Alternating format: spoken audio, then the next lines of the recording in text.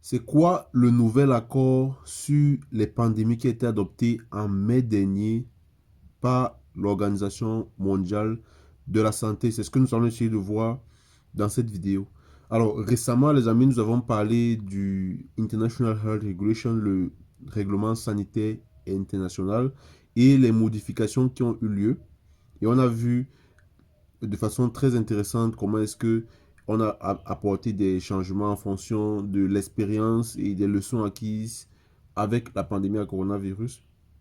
Également, j'ai participé la semaine dernière à un webinaire qui avait pour but d'informer voilà, la communauté internationale sur quels sont les changements également qui ont été apportés avec l'accord, le nouvel accord sur les pandémies qui a été adopté récemment en mai 2025. Donc, on avait déjà parlé de ce sujet-là récemment dans une précédente vidéo et à la suite de ce webinaire auquel j'ai participé, on va essayer de voir également de quoi est-ce que parle cet accord pandémique qui a été adopté récemment et certainement on fera cette vidéo en plusieurs parties pour essayer de couvrir tout le sujet.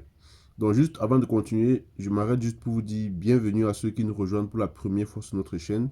Enchanté. Ici, on parle des sujets liés à la santé publique, l'actualité sanitaire, les politiques de santé, la recherche en santé et toutes les autres thématiques qui pourraient vous intéresser si vous êtes voilà, passionné par la santé publique comme moi. Donc, je vous encourage à vous abonner, à activer la cloche de notification pour ne rien manquer à chaque fois qu'on publie une nouvelle vidéo. Si vous êtes étudiant ou chercheur également, nous vous accompagnons dans l'analyse de vos données qualitatives ou quantitatives et même dans d'autres formations que vous pourriez souhaiter. Vous nous écrivez, vous nous contactez, tout est dans la description de la vidéo et nous allons mettre à votre disposition nos meilleurs spécialistes qui vont vous accompagner.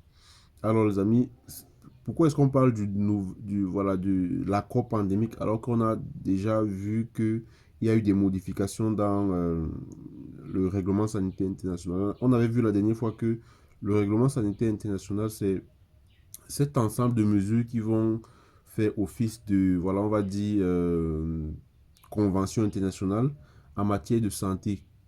Quels sont les règlements internationaux qui sont imposés aux États, okay, auxquels les États sont soumis en matière de santé?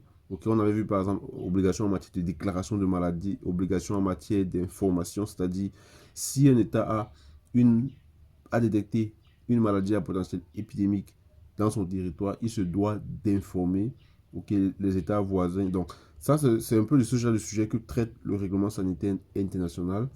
Et lorsqu'on parle donc de, voilà, de nouvel accord pandémique, okay, on pourrait croire que c'est extrêmement différent donc, du règlement sanitaire international. Okay. Ce qu'on va voir, c'est que c'est pas véritablement différent. Okay. Il y a beaucoup de similitudes lorsqu'on parle de l'accord pandémique, c'est notamment en ce qui concerne voilà, l'accès aux ressources, parce que l'accord pandémique promeut également l'équitabilité dans l'accès aux ressources. Également, lorsqu'on parle voilà, des droits humains, du mécanisme de financement qui doit être mis en place.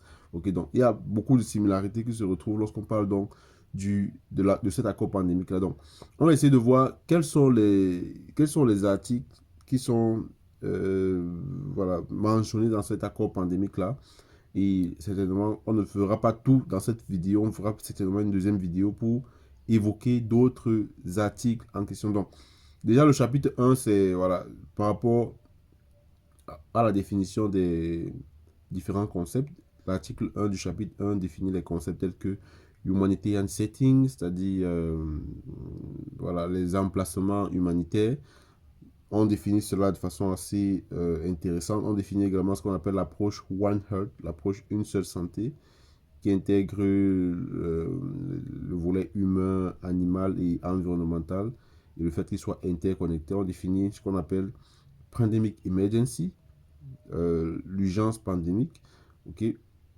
Et justement, l'urgence pandémique va être considérée comme ce qu'on appelle Public Health Emergency of International Concern, PHEIC, c'est-à-dire une urgence de santé publique de portée internationale. Donc, voilà, c'est également défini dans cet article-là. On définit véritablement les concepts dans dans cet article 1, également, le Pandemic Related Health Products, les produits liés, voilà, liés à la pandémie. On parle également des personnes en situation vulnérable. Ça, ce sont des définitions sur lesquelles on ne va pas revenir là-dessus, les amis. Je pense que vous pourrez consulter et lire voilà, ces différents concepts-là. Mais je pense que c'est des concepts assez simples que vous maîtrisez. On parle de Public Health Risk, le risque de santé publique, la probabilité qu'un événement puisse affecter la santé humaine, ok, des populations et potentiellement se répandre de façon internationale dans d'autres pays. On parle également des parties prenantes, relevant stakeholders.